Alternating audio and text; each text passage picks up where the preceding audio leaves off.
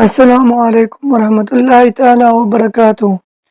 میرے محترم بھائیوں اور بہنوں، آج کی اس ویڈیو میں ہم ایک نہایت پیاری اور بابرکت سنت کی بات کریں گے، اور وہ ہے اولیاء کرام، محدثین، فقہائے کرام اور بزرگان دین، مجتہدین، اہل سیر کے نام کے بعد رحمہ اللہ کہنا۔ اس کے کیا فائدے ہیں، شریعت میں اس کی حیثیت کیا ہے، اور ایک مسلمان کو یوں کہنا چاہیے۔ آئیے شروع کرتے ہیں۔ رحمہ اللہ کہنے کا مطلب یہ ہے اللہ ان پر اپنی بے پایہ رحمت نازل فرمائے۔ یہ جملہ دراصل دعائے مغفرت ہے۔ جب ہم کسی ولی، عالم یا نیک بزرگ کا نام لیتے ہیں اور اس کے بعد رحمہ اللہ کہتے ہیں تو ہم دراصل اپنے ایمان کی گواہی دے رہے ہوتے ہیں کہ ہم ان کی نیکیوں کو مانتے ہیں، ہم ان کے علم کا احترام کرتے ہیں، ہم ان کے لیے اللہ کی رحمت چاہتے ہیں۔ قرآن و حدیث سے دلیل: قرآن مجید فرقان حمید میں اللہ جل جلالہ کا فرمان، اللہ جل جلالہ فرماتا ہے والذین جاءوا من بعدهم یقولون ربنا اغفر لنا ولإخواننا الذین سبقونا بالایمان، یعنی جو لوگ بعد میں آئے وہ اپنے سے پہلے گزرنے والے ایمان والوں کے لیے دعا کرتے ہیں۔ اس سے پتہ چلتا ہے کہ گزشتہ مسلمانوں کے لیے دعا کرنا قرآن کا حکم ہے۔ نبی کریم صلی اللہ علیہ وآلہ وسلم نے بھی فرمایا میت کے لیے دعا کرنا افضل صدقہ ہے۔ لہذا اولیاء کرام اور علماء کرام کے لیے رحمہ اللہ کہنا سنت انبیاء کی پیروی ہے۔ اولیاء کرام کے لیے دعا کے فوائد پر رحمت نازل ہوتی ہے۔ حدیث میں آتا ہے جب کوئی مسلمان اپنے بھائی کے لیے دعا کرتا ہے تو فرشتہ کہتا ہے آمین، اور تمہارے لیے بھی یہی ہو، یعنی آپ جب رحمہ اللہ کہیں گے تو فرشتہ آپ کے لیے بھی رحمت کی دعا کریں گے۔ دوسرا فائدہ یہ ہے بزرگان دین سے محبت اور نسبت قائم ہوتی ہے۔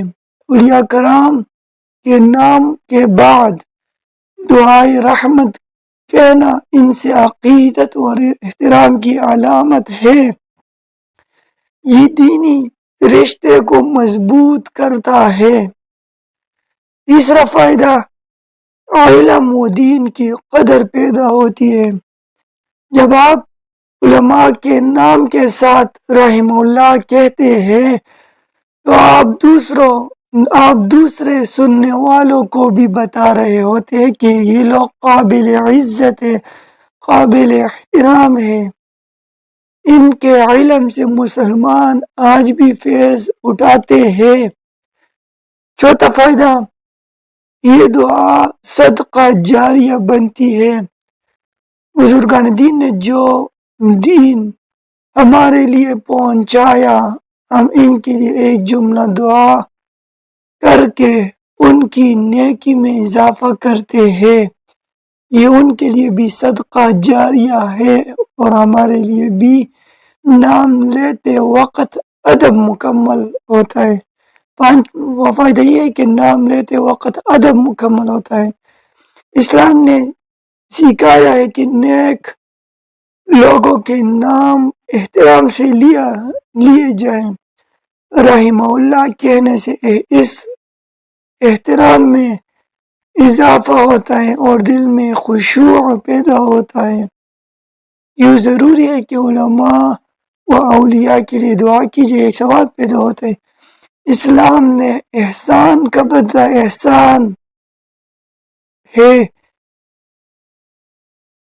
یہ بزرگان دین ہی تھے جنہوں نے قرآن ہم تک پہنچایا، حدیث محفوظ کی، شریعت کے اصول لکھے، دین کی حفاظت کی، اگر ہم ان کے لیے رحمہ اللہ بھی نہ کہے تو یہ ناشکری ہے۔